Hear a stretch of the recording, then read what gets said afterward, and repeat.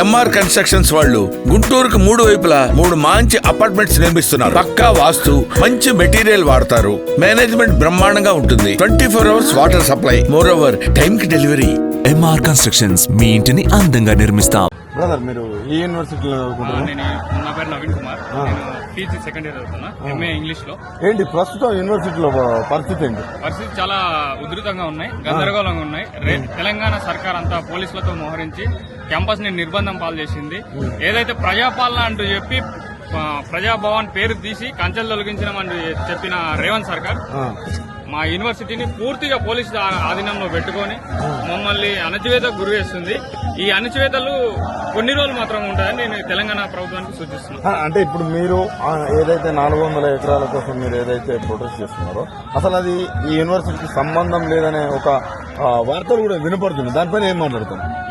అది ఈ university land. ఎప్పుడైతే ఈ యూనివర్సిటీకి అలొకేట్ చేసినా 2300 ఎకరాలు ఈ యూనివర్సిటీకి అలాట్ చేసింది. తర్వాత ఈ ప్రస్తుత సీఎం గారి గురువు అయిన చంద్రబాబు నాయుడు దాన్ని ఈ యూనివర్సిటీ నుంచి ఐఎంజీ భారత్ అనే కంపెనీకి కేటాయించాడు. ఈ 400 ఎకరాలు తీసుకుంటూ ప్రత్యామ్నాయంగా ఇంకొక దగ్గర 273 ఎకరాలు ఇస్తామని అన్నాడు. అంటే ఈ యూనివర్సిటీ ల్యాండ్ మాదన్నట్టే. మా యూనివర్సిటీ ల్యాండ్ తీసుకుని ప్రత్యామ్నాయంగా ఇంకొక ల్యాండ్ ఇస్తామని అప్పుడున్న చంద్రబాబు సర్కారు ప్రతిపాదించింది. కాలక్రమంగా ప్రభుత్వాలు మారినప్పుడు ఆ బిల్లీరావు అనే కంపెనీ ఫ్రాడ్ కంపెనీ కాబట్టి రాజశేఖర రెడ్డి గవర్నమెంట్ అది కేటాయింపులు రద్దు చేసింది.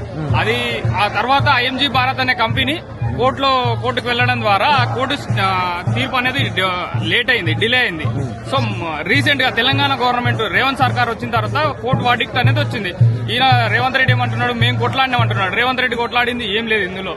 గత ప్రభుత్వాలు ఏదైతే కేసు వేయడం జరిగిందో దాంతో అదే మొన్న 2024లో వర్డిక్ట్ రావడం జరిగింది.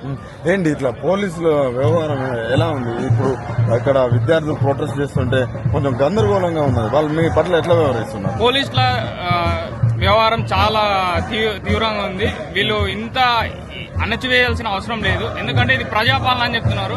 విద్యార్థుల గొంతు అణచివేస్తే అనగదు ఇది. ఎందుకంటే విద్యార్థి శక్తి చాలా చైతన్యమైన వ్యక్తి. దట్టు తెలంగాణలో ఉన్న సెంట్రల్ యూనివర్సిటీ దీనికి ఒక ప్రత్యేక చరిత్ర కలిగి ఉన్న యూనివర్సిటీ కాబట్టి మీ అణచివేతలు, లాఠీలు, దెబ్బలు ఇవన్నీ మమ్మల్ని అంచలేవని మేము తెలంగాణ గవర్నమెంట్ కు బహిరంగంగా నెక్స్ట్ మీ కార్యాచరణ ఏముండబోతుంది? జేఏసీ స్టూడెంట్ జాక్ అసోసియేషన్ నిర్ణయాలు తీసుకుంటుంది. ఈ రోజు అంగస్ట్రైక్ గాని ప్రజాస్వామ్యయుతంగా కొట్లాడాలని మేము నిర్ణయించుకున్నాం. అదేవిధంగా 7th రోజున ఈ హియరింగ్ ఉంది కోర్టులో.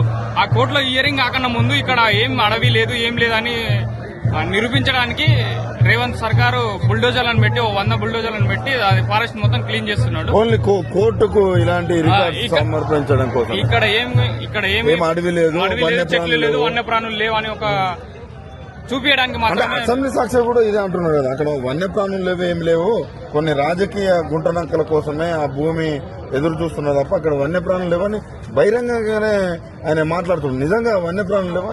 ఆయన సీఎం కి మెంటల్ వాడు ఫ్రాడ్ సీఎం. అన్ఫార్చునేట్లీ సీఎం అయిండు. ఏం చేయాలో అర్థమైతలేదు. పరిపాలన మీద కరెక్ట్ సోయి లేదు.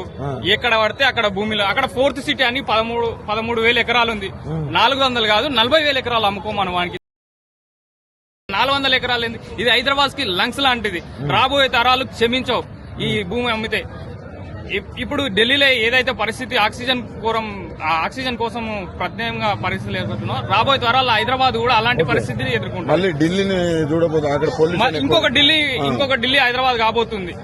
అలా కాకుండా ఉండాలంటే భవిష్యత్ తరాలు మమ్మల్ని క్షమించాలంటే మేము ఈ యూనివర్సిటీని ప్రొటెక్ట్ చేసుకుంటాం. అవసరమైతే మేము మా యూనివర్సిటీ భూమి కోసం, హైదరాబాద్ ప్రజల కోసం మా ప్రాణాలు అర్పేయడానికన్నా సిద్ధంగా ఉన్నాం.